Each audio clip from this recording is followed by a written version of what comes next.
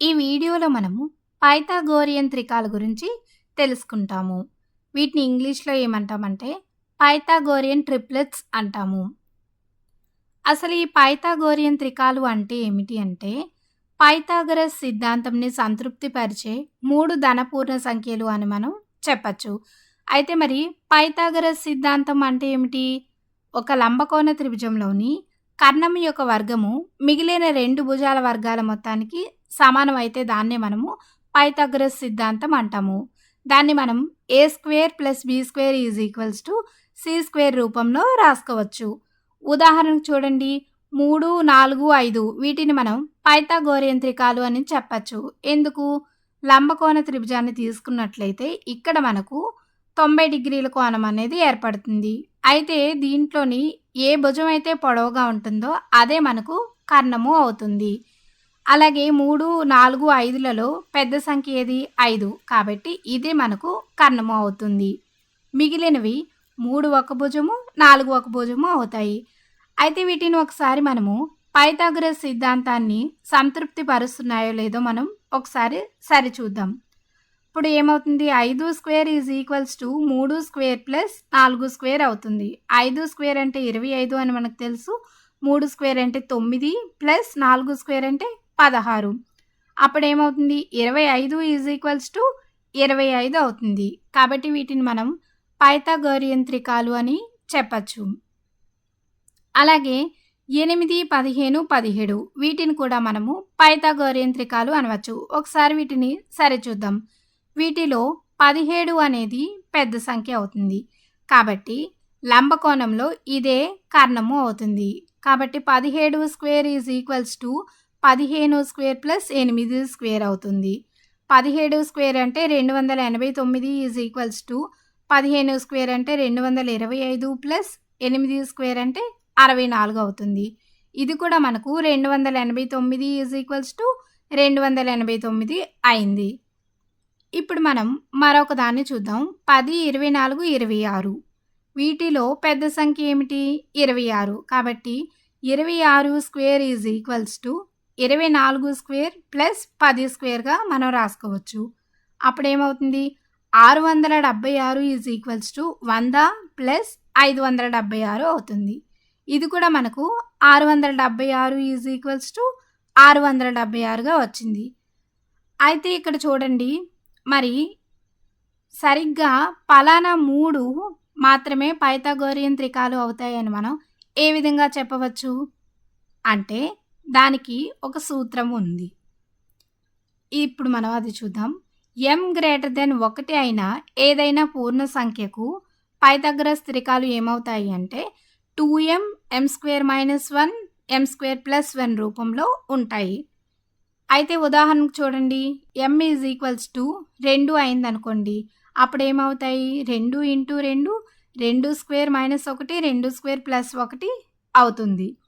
2 × 2 అంటే 4, 4లోంచి 1 తీస్తే 3, 4 + 1 అంటే 5. కాబట్టి 3, 4, 5 అనేవి త్రికాలు అవుతాయి. ఒకవేళ m అనేది 6కు సమానం అయిందనుకోండి. అప్పుడేమవుతాయి? 2 × 6 6² - 1 6² + 1 అవుతాయి. అప్పుడు 12, 35, 37 అనేవి పైథాగోరియన్ త్రికాలు అవుతాయి. అయితే ఇక్కడ ఇచ్చిన సూత్రం అనేది పైథాగరస్ సిద్ధాంతాన్ని సంతృప్తి పరుస్తుందో లేదో ఒకసారి మనం సరిచూద్దాం. దీంట్లోని m² + 1 అనేది పెద్ద సంఖ్య అవుతుంది. కాబట్టి లంబకోణ త్రిభుజంలోని ఇదే కర్ణము అవుతుంది. కాబట్టి 2m² + m² - 1² = m² + 1² అవుతుంది. అప్పుడు ఏమవుతుంది? 4m² + m² - 1² అంటే ఇదే రూపంలో ఉంది. a - b² రూపంలో ఉంది. కాబట్టి దాన్ని మనం రాస్తే m⁴ + 1 - 2m² = m² + 1² ఇదే రూపంలో ఉంది. a + b² రూపంలో ఉంది. కాబట్టి ఇది కూడా m⁴ + 1 + 2m²గా దీన్ని మనం రాసుకోవచ్చు. క్యాన్సిల్ అయితే మనకేం మిగులుతుంది? 4m² ఎడమ వైపు ఉన్న -2m² కుడివైపు వెళ్తే మనకు ప్లస్ అవుతుంది. కాబట్టి 4m² అవుతుంది. కాబట్టి ఈ సూత్రం అనేది పైథాగోరియన్ త్రికాలను కనుక్కోవడానికి మనం ఉపయోగించవచ్చు. అయితే పైథాగరస్ త్రికాలలో ఏదైనా ఒక సంఖ్య తెలిస్తే మిగిలినవి ఏ విధంగా కనుక్కోవాలి అనేది ఇప్పుడు మనం చూద్దాం. ఒకవేళ ఇచ్చిన త్రికాలలో 1, 10 అనేది మనకు తెలిసింది.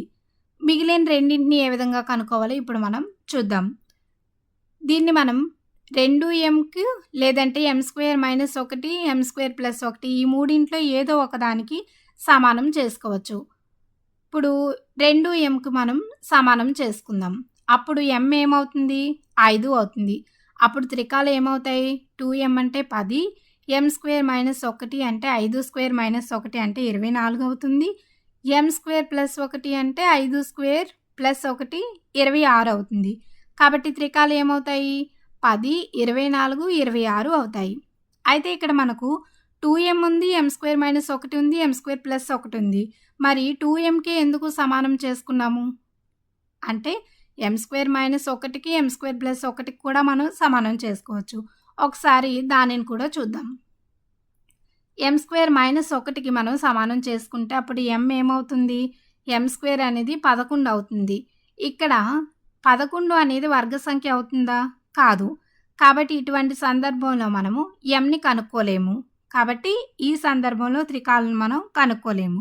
ఒకవేళ m² + 1కి సమానం చేసుకున్నాం అనుకోండి, అప్పుడు ఏమవుతుంది? m² అనేది 9 అవుతుంది. 9 అనేది వర్గ సంఖ్య కాబట్టి ఈ సందర్భంలో m ఎంత వస్తుంది? 3 వస్తుంది.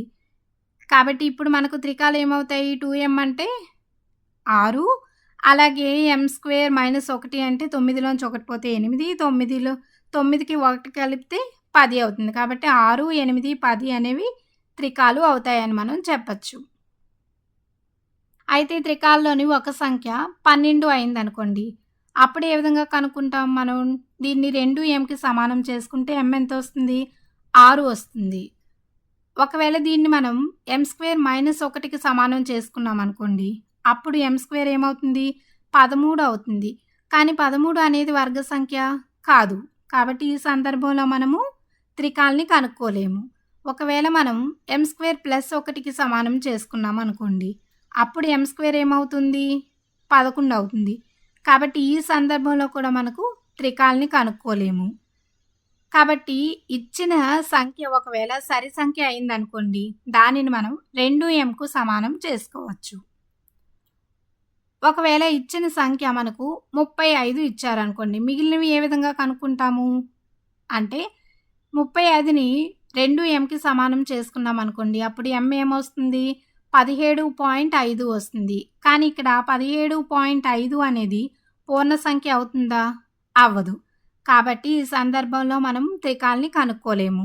ఒకవేళ మనం m² - 1కి సమానం చేసుకున్నాం అనుకోండి, అప్పుడు m² ఏమవుతుంది? 36 అవుతుంది. అంటే m ఏమవుతుంది? 6. ఈ సందర్భంలో మనం త్రికాల్ని కనుక్కోవచ్చు. అప్పుడు 2m, m² - 1, m² + 1 ఏమవుతాయి? 2m అంటే 12, m² - 1 అంటే 35, m² + 1 అంటే 37 అవుతాయి. అప్పుడు త్రికాలు ఏమవుతాయి? 12, 35, 37 అవుతాయి. ఒకవేళ మనము m² + 1కి సమానం చేసుకున్నాం అనుకోండి, అప్పుడు m² ఏమవుతుంది? 34 అవుతుంది. కానీ 34 అనేది వర్గ సంఖ్య అవుతుందా? అవ్వదు.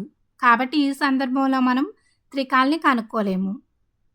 అయితే త్రికాలలో ఒక సంఖ్య 7 అయిందనుకోండి, అప్పుడు మిగిలినవి ఏమవుతాయి? దీన్ని మనం 2mకి సమానం చేసుకుంటే m ఏమవుతుంది? 3.5 అవుతుంది. కానీ 3.5 అనేది పూర్ణ సంఖ్య అవుతుందా? అవ్వదు. కాబట్టి మనం ఈ సందర్భంలో త్రికాల్ని కనుక్కోలేము. ఒకవేళ మనము m² - 1కి సమానం చేసుకున్నాం అనుకోండి, అప్పుడు m² ఏమవుతుంది? 8 అవుతుంది. మరి 8 అనేది వర్గ సంఖ్య కాదు. ఈ సందర్భంలో కూడా మనం కనుక్కోలేము. మనం m² + 1కి సమానం చేసుకుంటే అప్పుడు m² ఏమవుతుంది? 6 అవుతుంది. ఈ సందర్భంలో కూడా మనము త్రికాల్ని కనుక్కోలేము.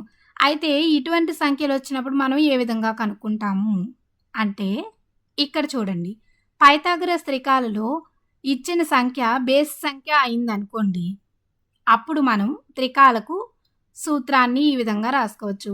m² - 1/2 m² ప్లస్ 1/2గా మనం రాసుకోవచ్చు. అయితే ఈ సూత్రం ఏదో ముందే చెప్పొచ్చు కదా! ఇవన్నీ ఎందుకు అంటే, అసలు సూత్రం ఎందుకొచ్చింది, దాన్ని ఏ విధంగా వాడాలి అనేది మనకు తెలిస్తే బాగా గుర్తుంటుంది. అదేవిధంగా దానికి కారణం కూడా మనకు తెలుస్తుంది కాబట్టి, ఇప్పుడు సూత్రం అనేది చెప్పడం జరుగుతుంది. అయితే ఇప్పుడు ఉదాహరణకు మనకు తెలిసిన సంఖ్య బేస్ సంఖ్య 7 అనుకుందాం. ఇప్పుడు త్రికాలు ఏమవుతాయి? 7, 7² మైనస్ 1/2 అదేవిధంగా 7² ప్లస్ 1/2 అవుతాయి. అప్పుడు 7, 48/2 అవుతుంది. 7² ప్లస్ 1 అంటే 50/2 అవుతాయి. అప్పుడు త్రికాలు ఏమవుతాయి? 7, 24, 25 అవుతాయి. ఒకవేళ త్రికాలలో ఇచ్చిన సంఖ్య సరి సంఖ్య అయిందనుకోండి. అప్పుడు సూత్రం ఏ విధంగా రాసుకోవచ్చు అంటే m/2 whole square minus 1 m/2 whole square plus 1గా మనం రాసుకోవచ్చు. ఉదాహరణకు చూడండి, ఇచ్చిన సంఖ్య 6 అయిందనుకోండి. అప్పుడు ఏమవుతాయి త్రికాలు? 6, 6/2 whole square minus 1 6/2 whole square plus 1గా మనం రాసుకోవచ్చు. అప్పుడు 6, 6/2 అంటే 3² మైనస్ 1 3² ప్లస్ 1 అవుతాయి. అప్పుడు త్రికాలు ఏమవుతాయి? 6 3² మైనస్ 1 అంటే ఎంత? 8 3² ప్లస్ 1 అంటే 10. కాబట్టి త్రికాలు 6, 8, 10 అని మనం చెప్పచ్చు.